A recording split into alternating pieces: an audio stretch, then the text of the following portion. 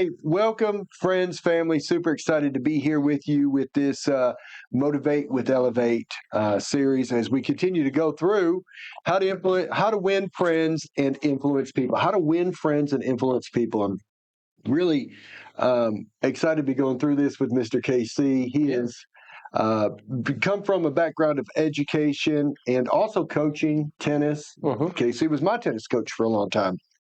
And one thing that, I really like that word influence. You know what I mean? Like, I think a lot of people, they get in leadership roles, like you're in a leadership role as a sales manager. And we get in those roles and we think, we just tell people what to do. Like, I got a title, I'm a boss, and people are going to do what I tell them to do. Or they don't get a paycheck, or, we fire them. But the reality is, that ain't really the best way to lead people. Correct. You just go through a lot of people with that. Yeah, most certainly. Thought process. It definitely brings to mind kind of what does that really mean, right? What's the difference between influence people and controlling people? And the odd thing about it is if you learn how to influence people, you gain the control. Yeah. Right. And it's not in a manipulative way. It's in an influential way. I mean, it's all in the word, right? Yes. For what it's supposed to be. So how do you go about influencing people? How would you? Man, that's a great question. And again, it's sometimes, KC, it's become the opposite of what I would have thought. Like sometimes when growing up, I would have thought the most influential person in the room was the one doing all the talking. Now I've realized a lot of times your more influential people are the ones doing the listening. One of the best ways I think that people have gained influence with me is when they've asked about me. Like today, Lucas was out for a whole week, right? Lucas McCoy, our listening coordinator, your good friend, you two grew up together, been in a band together. I wouldn't know Lucas if it wasn't for you. Love Lucas. To know Lucas is to love him. But, out for a week, sister passed away, going through a hard time, man, helping his family, trying to be close to his family, but lost somebody that he grew up with and he loved. First question he asked when I see him this morning is, how is Emmy? And I'm like, man, he has my air. Like, what Lucas, you've been through such a hard time and you're asking me how I'm doing? How's my daughter? Wow. So when people show interest in me, I begin to really lean in and I listen. And so I think when somebody stands up there, and you did a good job of this earlier today, talking about, look at how big I am, look at all my trophies, look at my big car, look how big my house is. Does that really influence me? Do I really want to be around this person? Probably not. I'm not very attracted to that. I'm more attracted to people that listen and tend to listen with the intent of caring and how to try to help. In today's day and age, and a part of kind of what we're doing with these videos in some ways, but today's culture is filled with people who call themselves influencers. So all these different people that are making the TikTok videos or YouTube shorts or reels or whatever platform it may be on, when they gain kind of that following and they kind of build that up to where, there's a lot of support for what they're doing. They reference themselves as an influencer. That's what they're doing. They're influencing through their platform. And with that, and some of them truly are out to help other people, and some of them are, look how much money I can give away, and, look at this homeless man on the street, I'm going to go give him money, and I'm going to videotape it, so there's definitely good and wrong influencing. I think that goes on, but yeah. Good point. So an influencer can use that good or bad. Right. Is basically what you just said. You asked me, how do I, when I think of influence, so that really does make great sense, because influence can be used right or wrong. But generally, when I find somebody that's more caring and more asking questions. Yeah. How many people that are asking questions about you and your family and has a genuine interest in you are trying to mislead you, right? Yeah. Very few. Very few are going to take that approach. So, but the other side of that is that, if it's all about them and how big they are, look how that, I think people are attracted to that in our profession as real estate. Unfortunately, I think a lot of people join real estate because they get to put their face on a billboard and everybody sees them. This week, this is our third session and going through this, so we're kind of focusing on chapter 3, which is a lot to do with kind of what we're talking about. And it's how to, chapter 3 of this book, it is titled, He Who Can Do This Has the Whole World with Him. He who cannot walks a lonely way. And that's the title of the chapter. And, I love the analogy. I grew up with my dad and fishing a lot. I did that all the way up through childhood. I don't get to do it as much now as I did, just because of growing up. There's other things that kind of take precedence and other responsibilities that come along, and I'm sure I'll get back to the fishing one day. But how true it is that if I want to go try to catch bluegill, then I'm not taking the big crankbaits and the big football jigs and stuff like I would if I was going after bass. And then even on the flip side of that, if I'm going after a smallmouth bass versus largemouth bass, my techniques are completely different on what I'm going to do. They're still the same species, but they have their differences. And what that looks like. And if I'm going after muskie, I'm going with something different. If I'm fishing for catfish, and even the different times of day that you would do for all those different things, right? And how true it is that if you and I are talking and I want to work with you in a professional manner or even get to know you as a person, then I need to talk of things that's going to be of interest to you, right? We gotta have that common interest. For that. And in this book, even it says you don't have to have a common interest. I believe it says in here that when Roosevelt was young, had a gentleman come talk to him about boats. That's right. And spent the whole time talking about boats. And when he left, he said, man, what a great gentleman, how interesting he was. And, he knew a lot about boats and stuff. And his mom said, he don't care nothing about boats. He don't know. He don't have this side. He's a New York lawyer. He'd care less about them. Don't know anything about him. He said he only talked about that because that's what you wanted to talk about. And I love the word that was used right there. It said he was a gentleman, and he made himself agreeable. Right.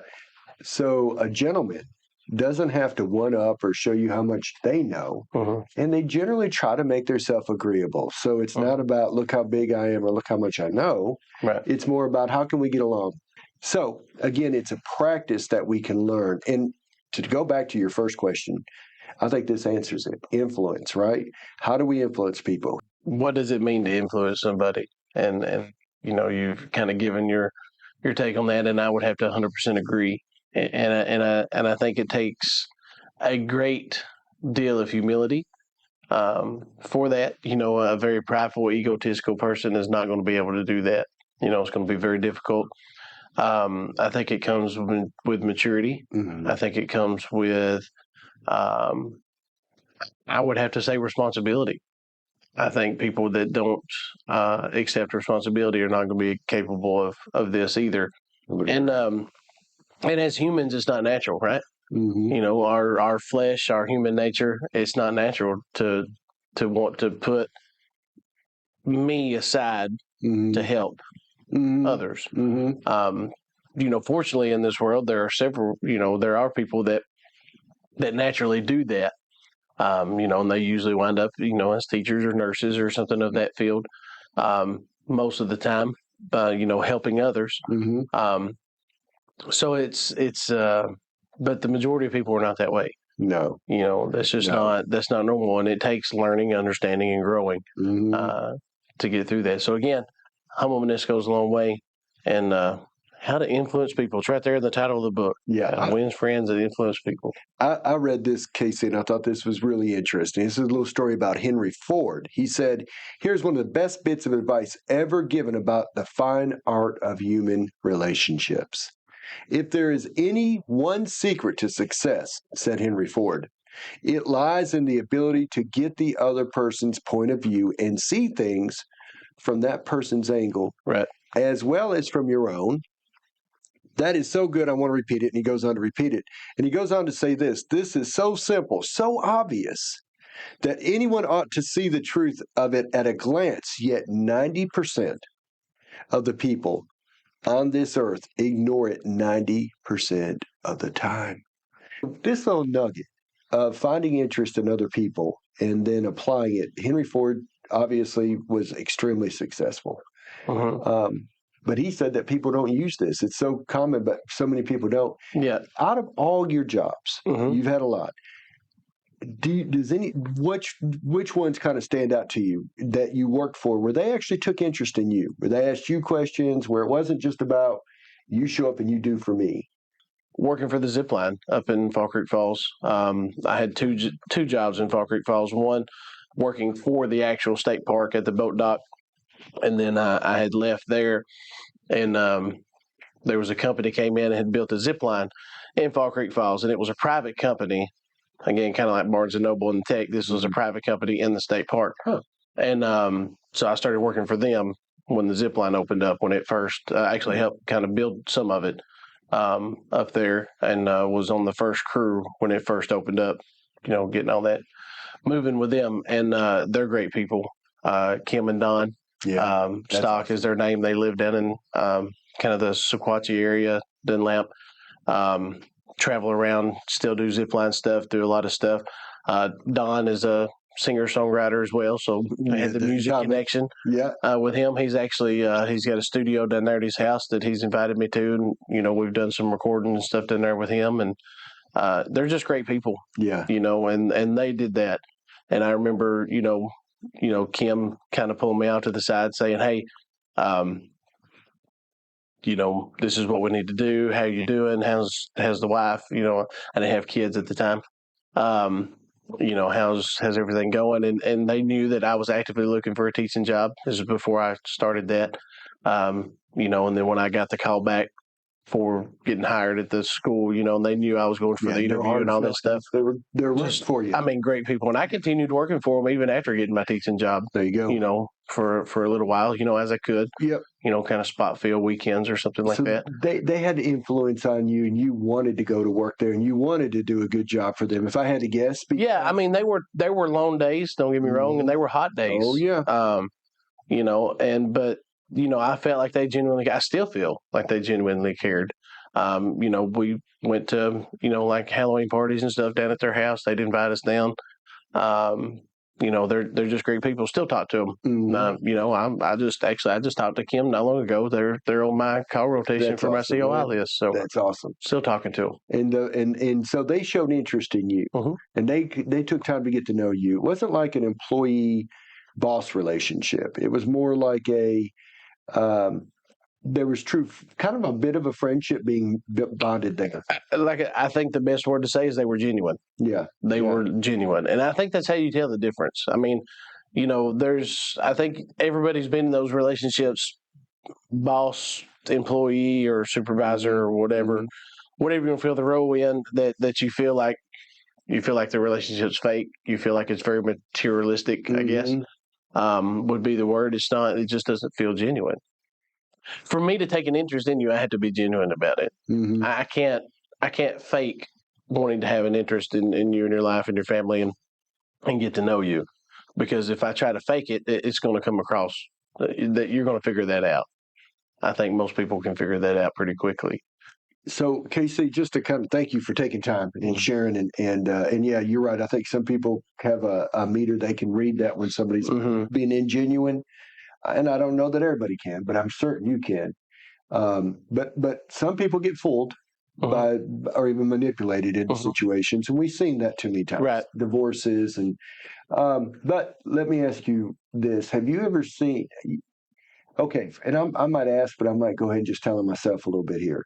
I have definitely seen the difference of when somebody's felt encouraged to do something, like maybe bought in, like it's even their idea, versus told to do something. And, today when we spoke, I think that with clients and in the workplace, sometimes I'm okay at going about the influential way. But when I'm at home with my family, sometimes I get a little too quick, like. And is it not odd? Yeah. I would say the exact same thing. Yeah. In my four walls is where I struggle the most with that. I mean, it's that doesn't justify it. It doesn't make it. I mean, it's an acknowledgement of that's where I need to improve.